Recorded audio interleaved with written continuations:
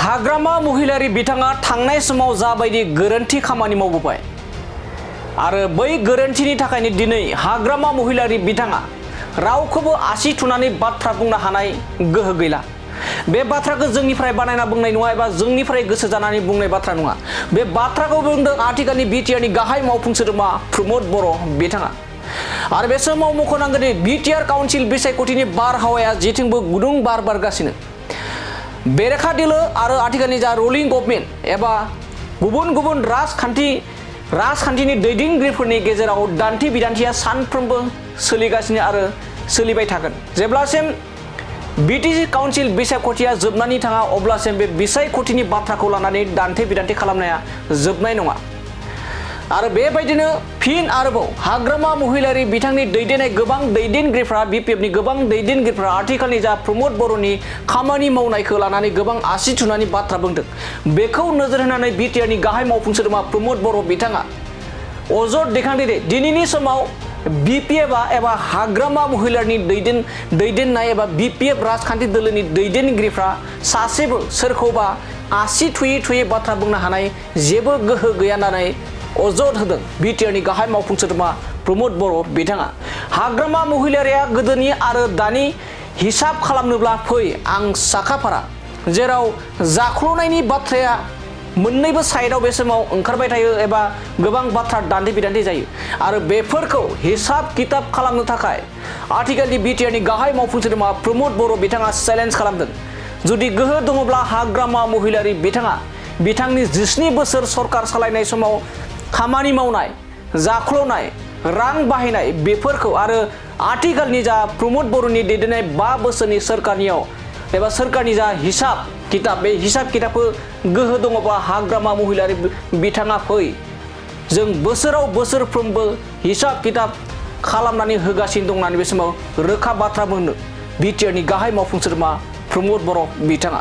दानिया फैदो बिदिब्ला हाग्रामा महिलारि बिथाङा मा जाहोनाव आसि थुनानै दिनैनि समाव बाथ्रा बुंनो हाया आरो गुबुन फारसेथिं मा जाहोनाव बिटिआरनि गाहाय मावफुं सोद्रोमा प्रमद बर' बिथाङा मोनफ्रोमबो सोंथिनि फिननायखौ आसि थुनानै बाथ्रा बुंनो हायो जों बिथांनिफ्रायनो आबुङै मिथिना लादोंनि।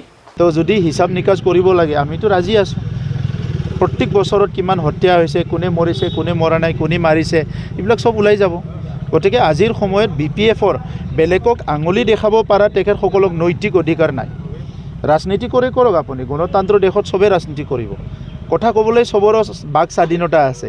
সেই বুলি এটা নৈতিকতা এটা থাকিব লাগিব।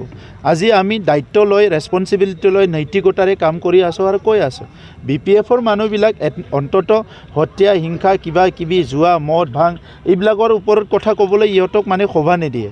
এইটো লাজৰ কথা। আৰু অত্যন্ত বেছি অৱস্থাটো বেয়া আছিলে ইহঁতৰ সময়ত। আজিতো খুব ভাল হৈছে পৰিৱেশ, তেখেতসকলৰ কাৰণে বেয়া হ'ব পাৰে। আজি সাধাৰণ ৰাইজে ইমান ধুনীয়াকৈ থাকিব পাৰিছে, মিলিজুলি চলিব পাৰিছে, সুন্দৰ এটা পৰিৱেশ। গতিকে এই কথাখিনিতো চবেই দেখিবলৈ পাইছে।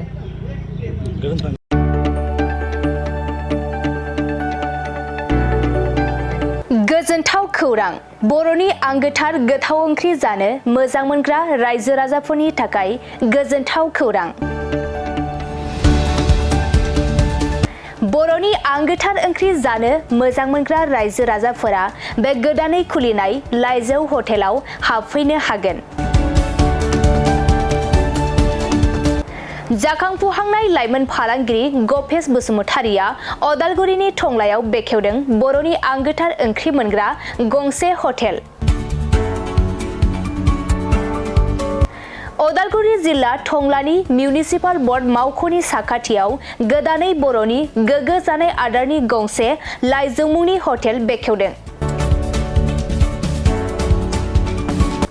अदालगुरि जिल्लानि सिङाव थानाय फालांगिरि नोगोर टंलायाव गोदानै खुलिनाय बे लाइजौ हटेलाव बर'नि दोरोङारि जाग्रा आदारजों लोगोसे गोबां जाग्रा आदारफोरबो मोननो हागोन।